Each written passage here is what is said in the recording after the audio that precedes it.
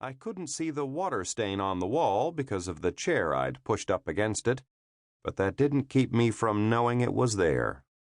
I burdened the hunchbacked hat tree with my coat and hat and sat down behind the desk. I picked up the telephone just to check the dial tone, then set it back down. Dial tone okay.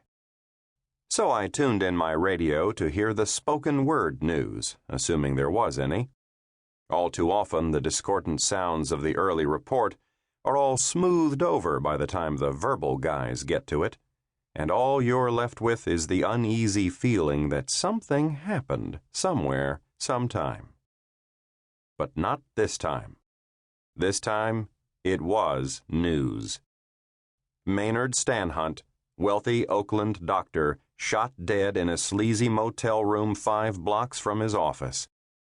The newsman named the inquisitors who would be handling the case, said that Stanhunt had been separated from his wife, and that was it. When it was over, I switched stations hoping to pick up some other coverage, but it must have played as the lead story all across the dial, the moment the morning ban on verbiage lifted, and there wasn't any more. My feelings were mixed. I hadn't figured on knowing the victim.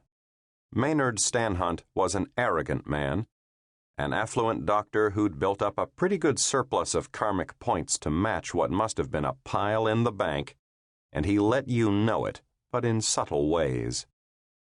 He drove an antique name-brand car, for instance, instead of the standard-issue Dudaframe.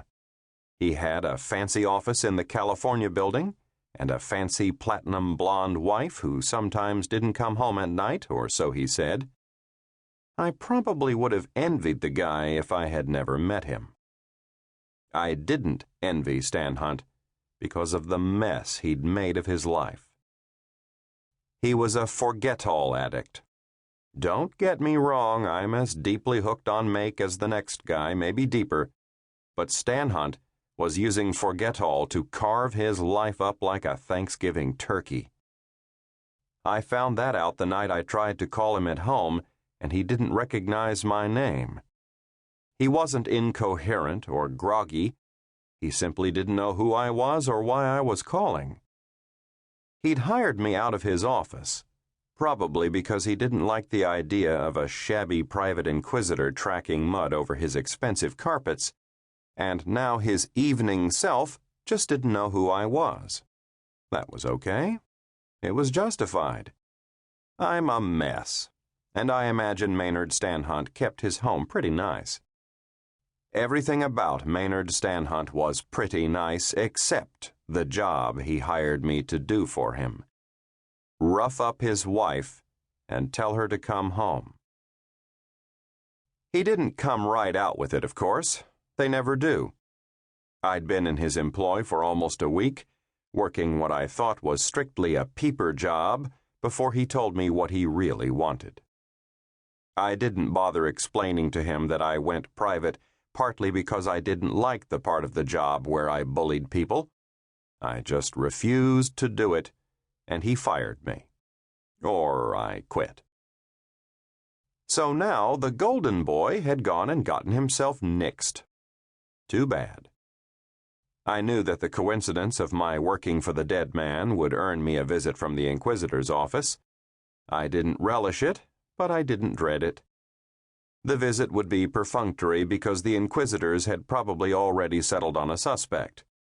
If they weren't about to break the case with a flourish, they never would have let it get all over the verbal news. For the same reason, I knew there wasn't any work in it, and that was a shame.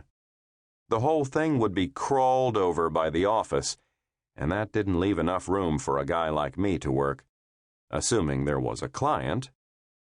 It was probably an open and shut case, and the one poor soul who was client material was probably also guilty as hell. Murder earned you a stay in the freezer, and the guy the inquisitors had in mind was likely no more than a few hours from cold storage. It wasn't my problem.